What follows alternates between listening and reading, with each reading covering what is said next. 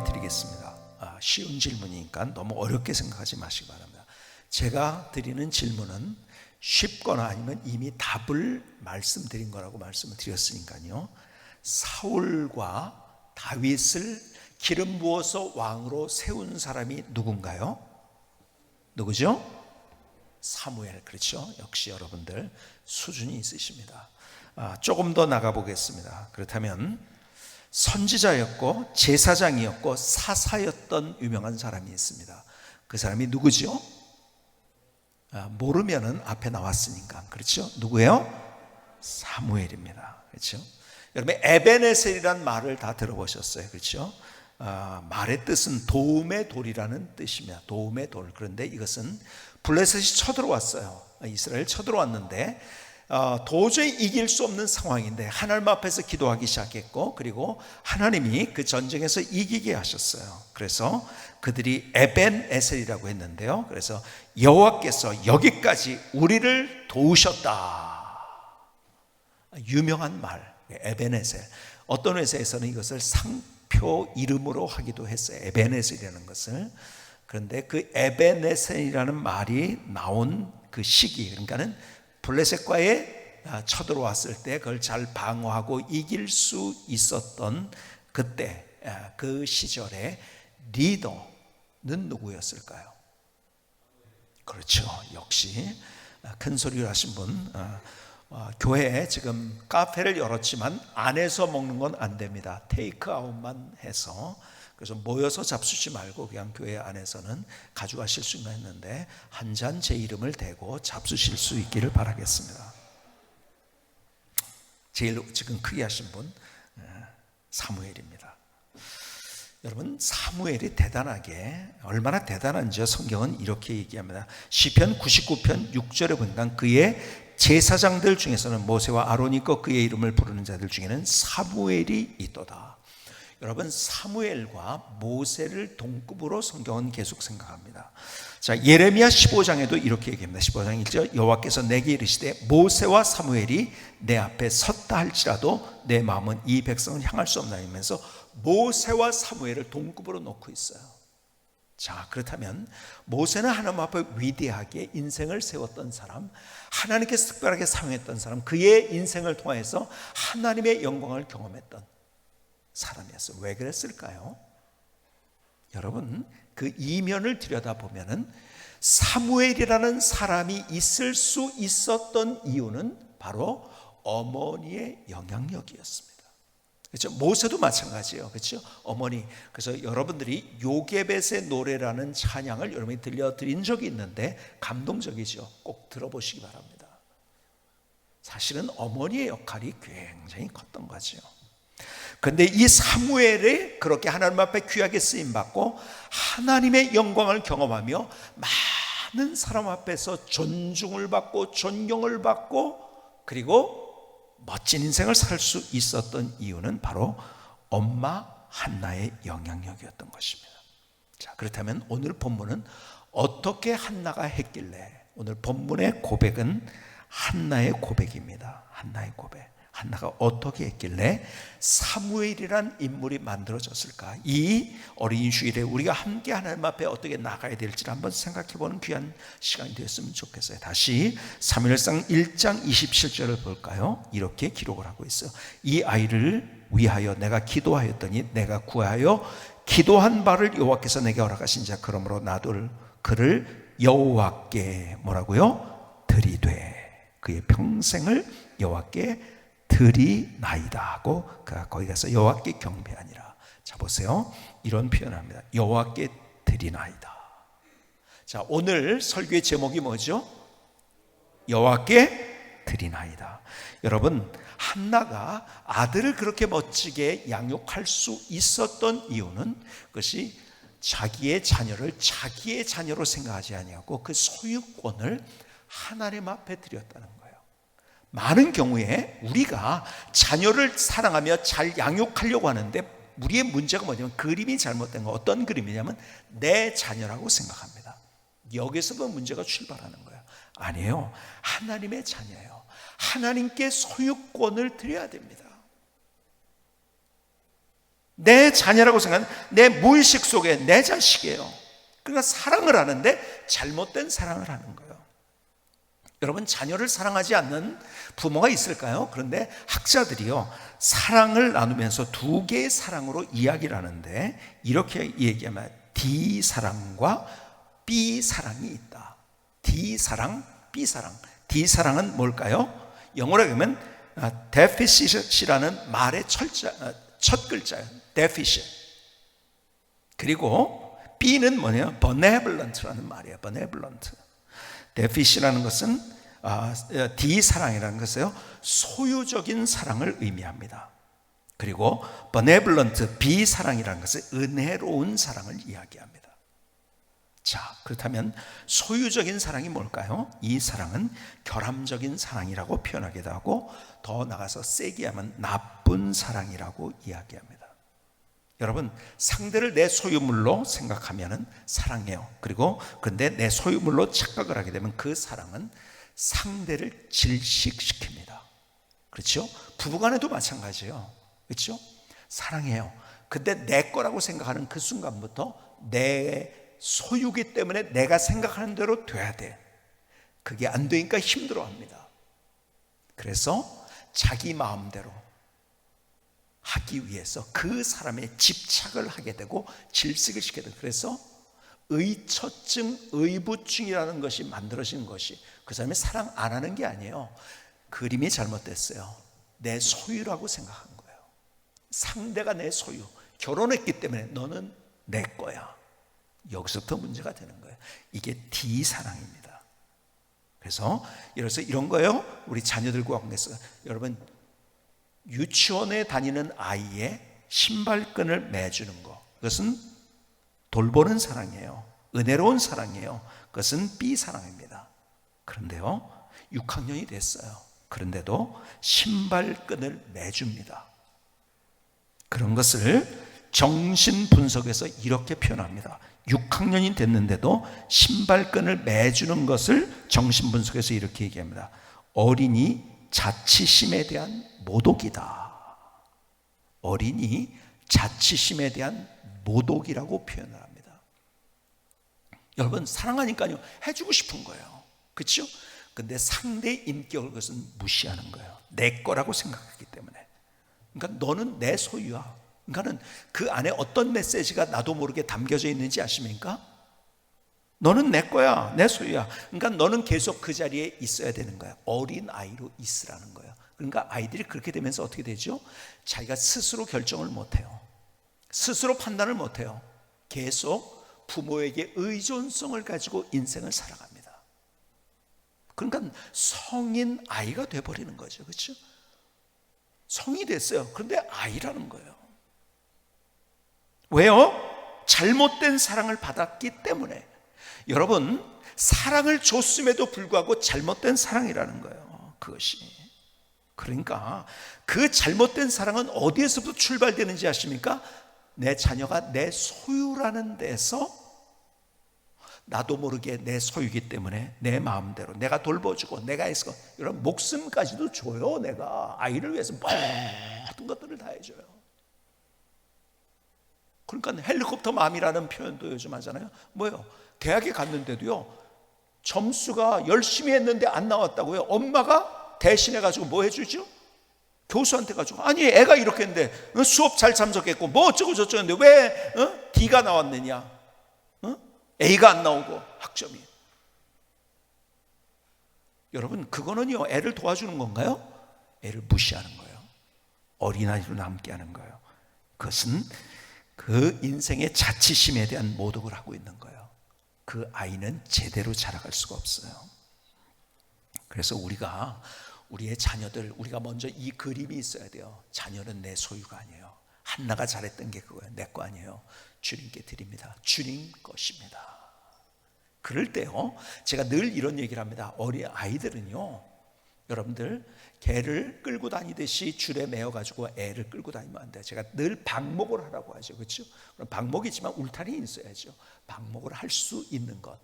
하나님의 소유권을 맡게 되니까 하나님이 책임져 주셔요. 더 기도할 수 있고 더 맡길 수 있고, 이게 믿음인 거예요. 내가 하려는 것은요, 믿음이 없는 거예요. 그것은. 그렇죠? 못 믿어온 거예요. 하나님이 어떻게 하실 것을 못 믿어온 거예요. 내가 다 하려고 해요. 여기서부터 자녀들은 망가지기 시작한다는 거예요. 자, 그런데 보세요. 오늘 본문의 한나가 이렇게 계속 고백을 하는 거예요. 그러므로 28절은 그러므로 나도 그를 여호와께 드리되 그의 병소를 여호와께 드리나이다 하고 그가 가서 여호와께 경배하니라. 자녀들에게 보여준 게 있어요. 그 아들에게 계속해서, 여러분 요 한 장면뿐만 아니라 성경에서 2장에 나오면서도 그가 하나님 앞에 기도하고 예배드리고 하면서 그가 어떻게 했냐면 믿음의 유산을 물려줬어요. 여러분, 신앙은 부모가 물려주는 게 가장 멋진 신앙이에요. 여러분, 우리는요 믿음의 유산을 물려줘야 돼요. 우리가 자꾸요 물질적인 것과 세속적인 소유를 우리는 자꾸 물려주려고 해요. 아니에요. 여러분, 그러면 망합니다. 여러분, 안 물려준다고 선언하세요. 안 물려준다고. 아이들이 그걸 의지해요. 그러면 내가 스스로 창의적인 것, 그리고 도전적이고 모험적인 모든 것들이 없어집니다. 그러니까 내가 끝까지 아이를 보면서 아유 저놈 좀 사람다워졌으면 좋겠는데, 왜 그런지 아세요? 그렇게 자꾸 그러니까는 물질적인 것, 세속적인 소유를 물려주려고 하니까요. 저는 결심을 했어요. 제가 숨을 거두는, 그래 천국 가는 그 순간에 모르겠어요. 제 호주머니에 얼마가 있을지. 저는 제 소유를 만들지 않기로 했는데요. 그러나 예를 들어서 1,000만 원이 있다, 1억 원이 있다, 얼마가 있다 하더라도요, 저는 그것을 단 한 푼도 제가 죽으면서 유언을 해서 이거 너희들 잘 나눠 가져라 이렇게 안 하려고 해요. 그건 좋은 곳에다, 혹시 남았다 한다면 좋은 곳에다 다 제가 나누고 가려고 해요. 결국은요, 살아생전에 아이에게 뭘 줄 것 같이 하면 그거 믿다가 아이들이 제대로 성장하지 못해요. 그리고 죽은 다음에 그걸 받잖아요. 내가 이 땅을 떠나면서 받잖아요. 그러면 자녀들은 꼭 그렇게, 저는 너무 많이 봤어요. 그렇게 화기애애하던 그런 가족들이요, 다 결국 뭐 돈 가지고 싸요. 여러분, 돈이 많으면 안 싸울 것 같아요? 재벌 그룹 다 그렇게 돈이 많으면서도 그렇게 싸우잖아요. 그렇죠? 여러분, 내가 10억 원을 내가 유산으로 남겼는데요, 결국은 500만 원, 1,000만 원 가지고 싸웁니다. 여러분, 우리 집은 안 그럴 거라고 그렇게 장담하지 마세요. 그래서 내가 세속적인 소유물이나 물질을 내가 물려주려고 하지 말고 영적인 신앙의 유산을 물려주는 나의 삶. 그런데 그것이 뭐냐면 어려서부터 내가 그렇게 그 아이를 만드는 거예요. 자, 보세요. 많은 사람들이요, 아이가 잘못되는 걸 가지고 사회를 탓하고 아니면은 교회를 탓하기도 해요. 좀 거기서 교육 좀 잘하지, 왜 사회 분위기가 이렇게. 아니에요. 결국은요, 책임은 누구에 있는지 아세요? 부모에게 있는 겁니다. 여러분, 교회 아이들이 오는 시간이요, 일주일에 168시간 중에서, 전체가 시간당 168시간 중에서요, 1시간 와서 무슨 영향을 받습니까? 그렇죠? 집에서 먹고 자고 하는 데서 더 영향을 받는 거예요. 자, 이렇게 생각해 보실까요? 여러분, 우리나라 사람들이 잘 먹는 야채 가운데 하나가 깻잎이에요. 그렇죠? 특별히 돼지고기 먹을 때는 깻잎 없이는 못 먹는다 할 정도로 깻잎을 좋아합니다. 우리나라 사람이 참 깻잎을 좋아하는데 얼마나 좋아하냐면, 여러분, 외국에 나갈 때요, 한식을 못 먹는 곳에 가게 되면요, 김치 가져가면 좀 그러니까 고추장을 가져가기도 하고, 그러나 반찬으로서는 꼭 빼놓지 않고 김치 대신에도 가져가는 게 뭐죠? 깻잎이에요. 그렇죠? 깻잎 절인 거. 그렇죠? 그만큼 한국 사람이 깻잎을 좋아합니다. 자, 그렇다면 여러분에게 또 질문을 드리겠습니다. 깻잎을 먹는 나라가 몇 나라 있을까요? 이렇게 얘기하면 너무 막연해서, 자, 구체적으로 더 물어보도록 하겠습니다. 중국 사람들이 1번 깻잎을 먹는다, 2번 안 먹는다. 몇 번? 2번? 1번인지 2번인지 잘 안 들리는데, 여러분, 중국 사람들 깻잎 안 먹습니다. 아세요? 그러면 일본으로 넘어가 볼까요? 일본 사람, 1번 깻잎 먹는다, 2번 안 먹는다. 먹을까요? 안 먹을까요? 역시 눈치는 빠르셔. 안 먹습니다. 안 먹는 게 아니에요. 정확하게 얘기하면 못 먹는 거예요. 제가 물어봤어요. 깻잎에 대해서 중국 사람에게도 물어봤어요. 왜 깻잎을 안 먹냐고 했더니 못 먹는 거래요. 그 냄새, 향을 못 맡는데요. 너무 힘들대요. 우리 너무 좋잖아, 그렇죠? 그 사람들은 너무 힘들대요. 우리는 반대로 동남아나 중국의 향, 고수 뭐 이런 것들을 가지고서 힘들어요. 그래서 단체로 가는 중국 여행에 가면은요, 거기 가이드들이 꼭 그 식당에 주문을 합니다. 향은 빼달라고. 중국 사람이 먹는 향. 여러분, 동남아의 그런 향을 먹는 이유들 보니까요, 왜 향을 먹는지 아세요? 그것이 그들의 문화이면서 삶인데요, 그걸 먹을 때 모기에 물리지 않습니다. 아세요, 그거? 그러니까 동남아에 가서 모기에 안 물리려면 향이 많은 걸 잡수시면 돼요. 제가 실험을 해봤어요. 저희 집사람도 이 태국의 그 오케스트라가 연주하러 가가지고서 다 모기 물려가지고서 막 다들 난리가 났는데 저희 집사람만 모기 안 물린 거예요. 이유를 캐봤더니 왜요? 깨끗한 피만 잘 먹는다고 아니에요. 향을 먹어가지고 그것도 세게 먹으니까 안 다가오는 거예요. 그러니까 그들의 삶인 거예요. 그것이 계속 그래서 어려부터 먹은 거예요. 그러니까 그것이 삶인데 그 맛있는 거예요. 근데요, 중국 사람, 일본 사람은 깻잎의 향을 먹어본 적이 없어요. 못 먹습니다. 절대 못 먹습니다. 아니, 그렇게 좋은 걸? 못 먹어요. 자, 그러니까 제가 드리려는 말씀 벌써 이해를 하시죠? 우리 아이들이 어려서부터 그렇게 성장하게 되면 신앙, 믿음으로 사는 것이 너무 자연스러워. 그러니까 신앙과 믿음으로 사는 것이 너무 힘들어가 아니라 너무 자연스럽게. 왜? 부모가 그런 신앙의 유산을 물려주면, 신앙을 물려주는 것은 갑자기 옛다 신앙의 유산 이게 아니에요. 여러분들이 양육하는 그 과정에서 같이 삶 속에서 스폰지와 같은 그들의 마음 속에 계속해서 믿음을 담아주는 거예요. 그걸 빨아들이도록 내가 그 삶이 되어서 내가 그렇게 삶을 살아가면서 자연스럽게 신앙과 믿음을 그들의 가슴 속에 적셔줘야 되는 거예요. 여러분, 우리가 우리의 자녀들을 양육하면서 첫 번째 중요한 우리의 그림, 이 그림 그려야 돼요. 첫 번째 뭐예요? 소유권을 하나님 앞에 드리는 거예요. 두 번째, 내가 다른 유산이 아니라 믿음의 유산을 내가 물려준다는 나의 삶을 살아야 되는 거야. 그런데요, 정말 중요하기 때문에 제일 마지막에 말씀드렸죠. 정말 중요한 것. 오늘 본문 27절을 다시 보시겠습니까? 이렇게 말씀합니다. 이 아이를 위하여 내가 기도하였더니 내가 구하여 기도한 바를 여호와께서 내게 허락하신지라. 뭐예요? 여러분, 이 장면뿐만 아니라 다음 장 2장에서도 한나는 기도합니다. 아이를 낳기 전에 기도합니다. 그의 기도는 자녀를 향한 눈물의 기도. 아이를 낳기 전서부터 아이를 양육하면서 계속 그런 눈물의 기도를 드렸던 거예요. 그것이 그 열매였던 거예요. 여러분, 우리가 아이들에게 잔소리하려고 하고 싶어져 할 때 우리가 더 한 번 더 해야 되는 게 뭔지 아세요? 기도예요. 그것이 눈물의 기도를 통해서 우리의 자녀가 아름답게 세워지는 거예요. 여러분, 우리의 자녀들이요, 그냥 뭐 좀 더 잘 가는 애도 있어요. 그러나 얼마나 사연들이 많나요? 자녀를 양육하면서 자녀들이 잘못된 길로 가기도 합니다. 넘어지기도 합니다. 아니, 왜 저런 짓을 할까? 그런 일들을 하기도 합니다. 좀 신앙생활 좀 잘했으면 좋겠는데 내 마음대로 하지 않냐고 세상을 쫓아가기도 합니다. 그럼에도 불구하고 그 모든 과정들이 있지만 그럼에도 불구하고 눈물의 기도로 양육한 그 자녀들, 마침내 하나님 앞에서 그 인생을 멋지게 아름답게 귀하게 만들어주는 거예요. 여러분, 정말 우리가 자녀를 위해서 가장 소중한 것이 있다면 그들을 위해서 우리의 눈물의 기도를 드리는 것. 여러분, 우리에게 주신 사명이 하나가 있다고 한다면 많은 사명들이 있죠. 교회 사명도 여기 있지만 그러나 우리에게 자녀를 주셨다는 것은 자녀를 향한 하나님의 사명을 우리에게 주신 거예요. 그렇죠? 잘해야 돼요.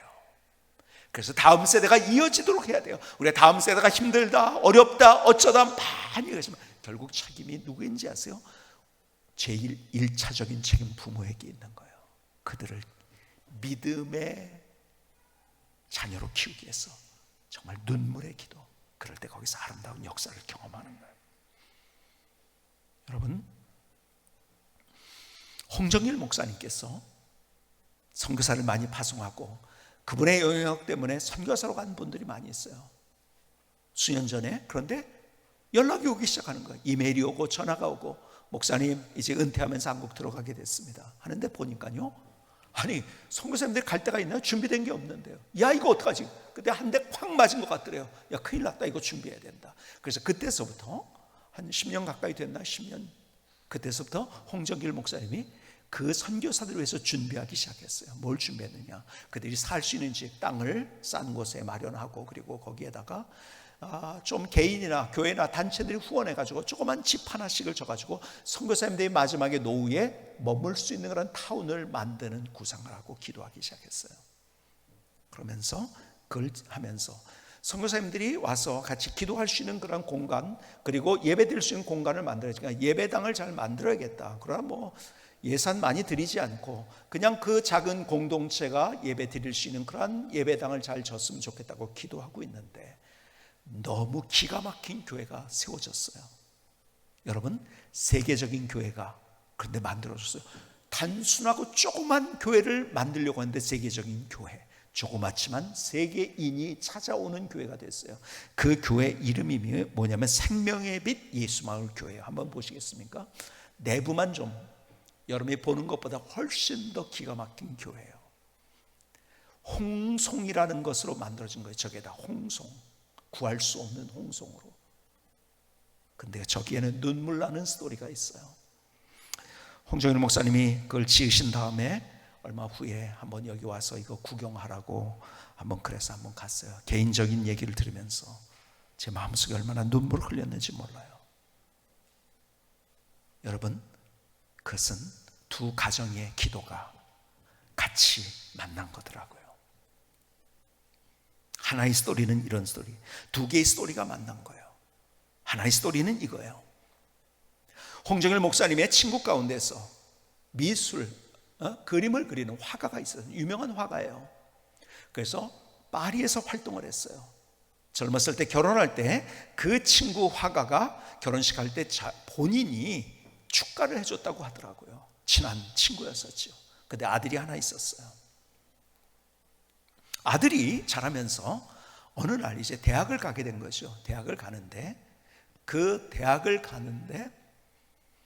아들이 그러더래요. 저 건축을 전공하고 싶은데 해도 되겠습니까? 가족들이 다 모인 데서 그렇게 질문하더래요.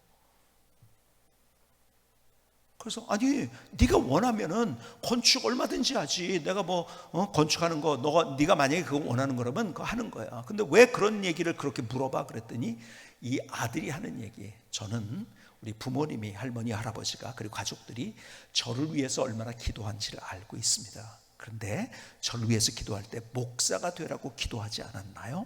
그렇게 질문하더래요. 아니야. 너를 위해서는 정말 눈물의 기도로 여기까지 왔지만은 그럼에도 불구하고 너를 목사가 되라고 기도한 적은 한 번도 없어. 네가 원하는 거 하면 돼. 그래서 거기에서 허락을 받고 그는 목사가 될 생각도 했었지만은 그러나 거기에서 건축을 하기로 결심을 합니다. 그런데 건축을 전공하기로 한 이유가 참 기가 막힌 거예요. 아버지가 이제 그림을 그리시고 예술가시니까, 화가시니까 아트 페어가 있을 때 그림이나 미술 여러 가지 예술에 관한 그런 박람회가 있을 때 파리에 사는데요, 그 열리는 지역 도시들로 이렇게 여행을 가다가 이제 어떤 데 2박 3일이 걸리고 1박 2일도 걸리고 그러죠. 가다가 12살 때인데 이 아이가 한 교회에 들어가게 됐어요. 그 교회가 롱샴 교회라는 데예요. 2차 대전이 맞춰진 후에 동네의 교회가 다 무너져 가지고 그 주민들이 같이 헌금을 했어요. 그리고 이걸 좀 교회를 짓지 않는데 그 당시에 최고의 건축가에게, 설계가에게 이걸 맡긴 거예요. 근데 그 사람은요 너무 할 일이 많아가지고 이걸 돌아볼 겨를이려면 너무 간절하게 이야기를 하니까 그 교회, 조그만 교회인데 그 교회당을 짓게 된 거예요. 근데 그게 명물이 된 거예요. 근데 이 아이가 그 교회에 들어간 순간 전율이 왔대요. 너무 이야 이런 멋진 교회당이 있을까. 그리고 12살에 꿈을 꿨대요. 나도 이런 교회 한번 줘보겠다. 그러면서 뭐 목사가 될 생각도 했었고 하는데 결국은 내가 건축을 전공했다. 자기 스스로 이렇게 결정한 거죠. 대학에 들어갔어요. 그리고 참 얼마나 하나님께서 이 아이에게 지혜를 주시고 이 아이의 인생을 인도해 주셨는지요. 대학이 졸업하면서 보통은 우리나라 같은 경우에 박사학위가 있어야지 건축학과 교수가 되잖아요. 그런데요, 유능하고 특별한 천재적인 그런 가능성을 가진 사람들에게는요, 대학을 졸업하면서도 소위 말해서 faculty member, 정교수로 임용을 하는 데가 바로 유럽입니다. 그런데 특출한 재능을 가졌다는 것을 교수들이 본 거예요. 그래서 이 아이를 한번 테스트를 해보자. 정말 우리 학교의 교수로. 그러니까 그 이제 전공을 다 맞춰가는 순간이고 아직 무슨 뭐 박사과정을 한 것도 아니고, 그런데 이 아이를 불러가지고 너 한번 작품 만들어 와라, 설교도를 만들어 오라고 한 거예요. 설교도를 만들고 모든 교수들이 뭐 박사학위 받을 때 전공 교수, 자기에 가까운 자기를 지도했던 교수들이 모이는데, 이거는요 거기에 전체 건축학과 교수들이 다 모인 거예요. 그래서 소위 박사 과정의 오럴 디펜스 같은 것을 하는 거죠. 교수들이 질문을 하고, 그건 뭐 쟁쟁한 기라성 같은 교수도 있는 거죠. 자기는 이제 전공을 막 마친 그러한 학생이었고. 근데 뭘 설계를 했는지 아세요? 교회당을 질 도를 낸 거예요. 굉장히 떨렸겠죠. 얼마나 떨렸겠습니까? 막 그냥 이게 좀 이렇게 안절부절하는 모습도 보이고 하니까는 한 교수가 아이스 브레이킹 하듯이 그냥 질문 하나를 던졌대요.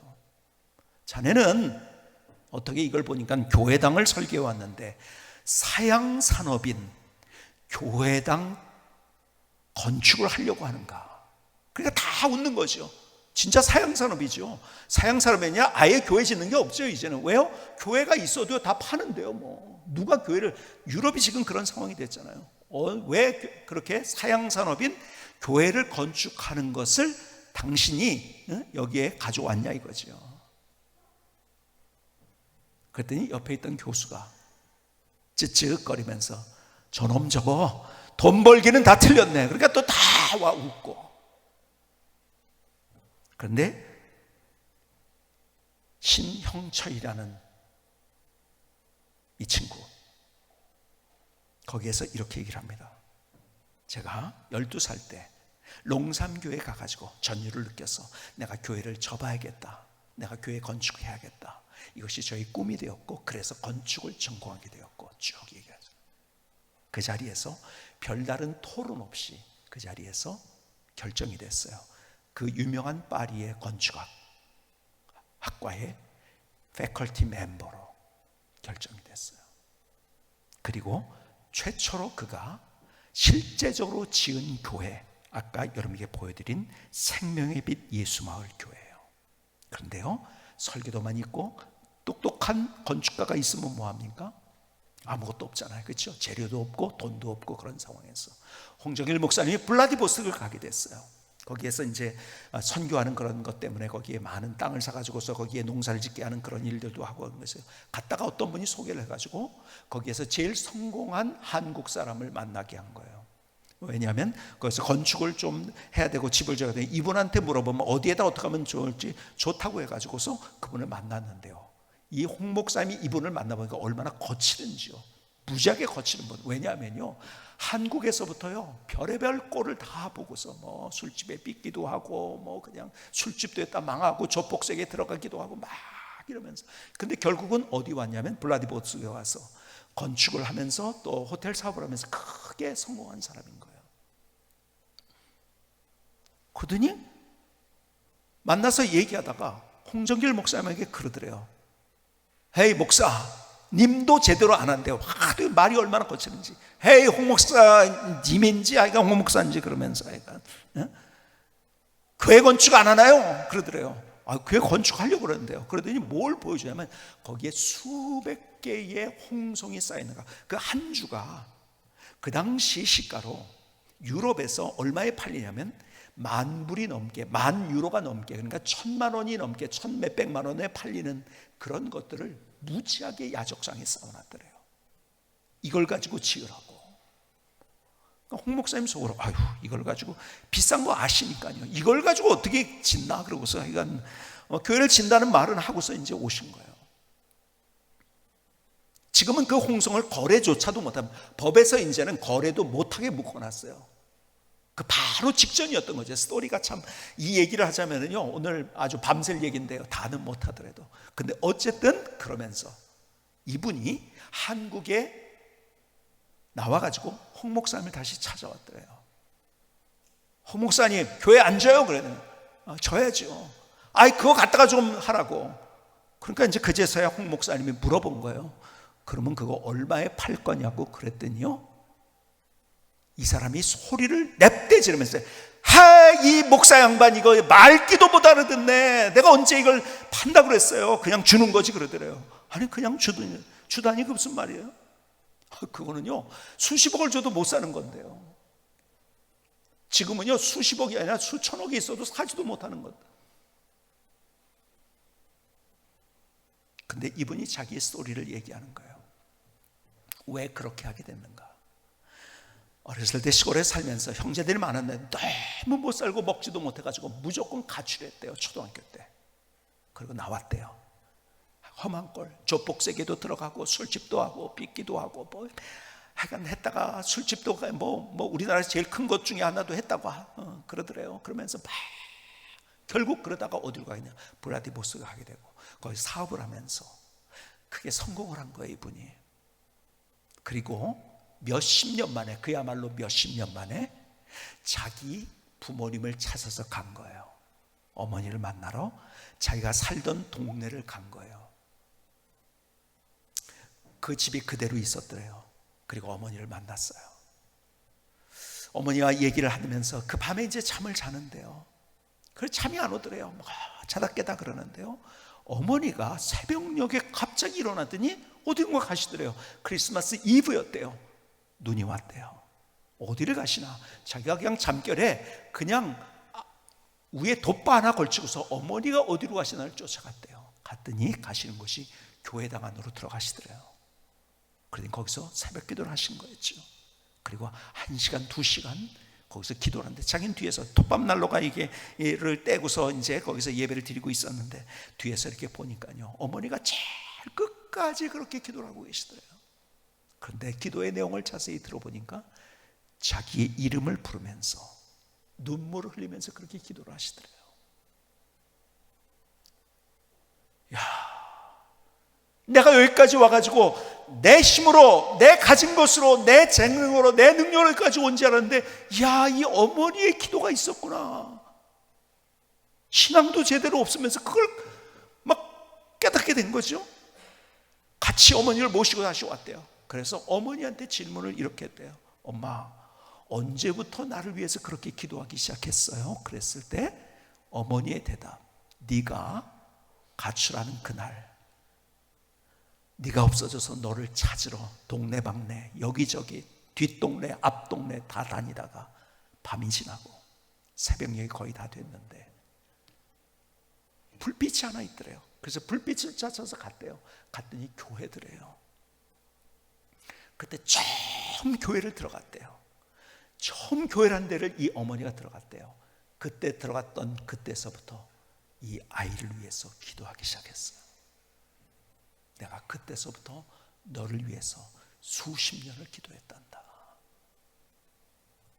야, 어머니 기도했구나. 그래서 어머니를 이제 처음으로 자기 집으로 이제 블라디보스토크에 좋은 집이 있고 뭐 집 짓는 사업도 하고 그러니까 어머니를 초청해서 한번 와보시라고. 그래서 마지막 가시면서 어머니가 마지막 말씀이 이거였대요. 야, 너는 제비처럼 네 집만 그렇게 짓고 사는구나. 그러지 말고 교회당 하나 줘. 그리고 한국을 가셨대요. 그게 어머니의 마지막 말.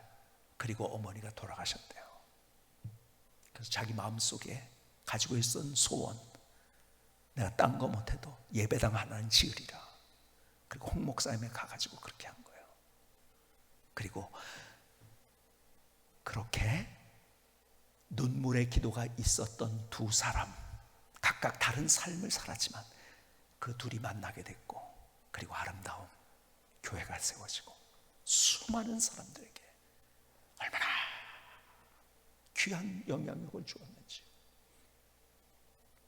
여러분, 눈물의 기도가 있는 자녀, 여러분 가다가 잘못된 일도 만나고 실패하기도 하고 부모님의 마음에 들지 않는 것 같고 그런 수많은 상황들이 있다 할지라도 결국 하나님께서 그 아이를 붙잡아 주시고 마침내 하나님의 역사를 그를 통해서 이루어 주십니다. 여러분, 내 인생의 열매는 무엇을 통해서 맺게 하는지 아세요? 내가 아니라 나의 자녀를 통해서. 그런데 어떤 자녀? 내가 눈물의 기도를 드린 그 자녀를 통해서. 같이 더 다음 세대가 힘들다고 해요. 우리 세대가 이것이 이어질 것인가? 어떤 일이 일어날 것인가? 불안해하고 있어요. 교회를 안 나온다, 어쩐다. 그러나 눈물의 기도를 드리는 부모님이 있는 한 우리의 다음 세대는, 우리의 자녀들은 희망이 있습니다. 오늘 그 기도가 우리의 기도가 될 수 있기를 주님의 이름으로 축복합니다. 김승계 선교사의 찬양을 드리시겠습니다.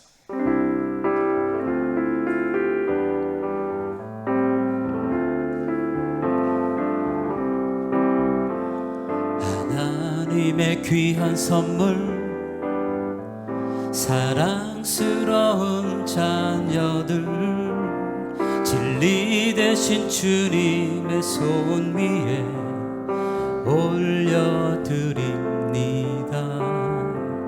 복음과 사랑으로, 지식이 아닌 지혜로 귀한 나의 자녀들을 주님께 올려드립니다. 하나님의 눈으로 그들을 바라보며 주님의 사랑을 나의 삶으로 표현해요. 나의 소유가 아닌 주님의 소유로 예수님의 이름으로 기도해요. 멋진 인생 만드소서. 하나님의 귀한 선물, 사랑스러운 자녀들, 진리 되신 주님의 손 위에 올려드립니다. 복음과 사랑으로, 지식이 아닌 지혜로 귀한 나의 자녀들을 주님께 올려드립니다. 하나님의 눈으로 그들을 바라보며 주님의 사랑을 나의 삶으로 표현해요. 나의 소유가 아닌 주님의 소유로 예수님의 이름으로 기도해요. 멋진 인생 만드소서. 예수님의 이름으로 기도해요. 멋진 인생 만드소서. 아멘. 하나님, 나의 고백을 주님 앞에 올려드립니다. 나의 결단을 주 감사합니다. 자, 우리 자녀들을 향한, 그리고 우리의 가족들, 우리의 가정을 향한 설계도를 다시 만드십시다. 큰 그림을 다시 그려보십시다. 여러분, 우리의 자녀들은 내 소유가 아니에요. 하나님께 드리는 거예요. 하나님께 드리고 소유권이 주님께 있습니다. 주님이 책임져 주시는 거예요.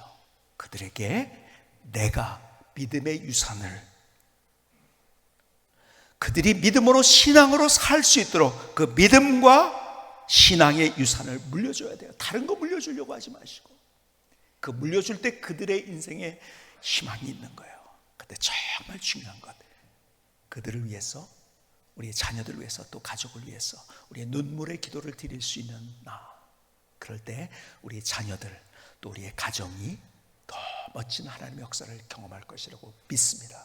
우리의 다음 세대, 우리의 자녀들, 하나님께서는 그들을 통해서 내 인생을 영예스럽고 명예스럽게 만드시고 인생의 열매를 거두게 하십니다.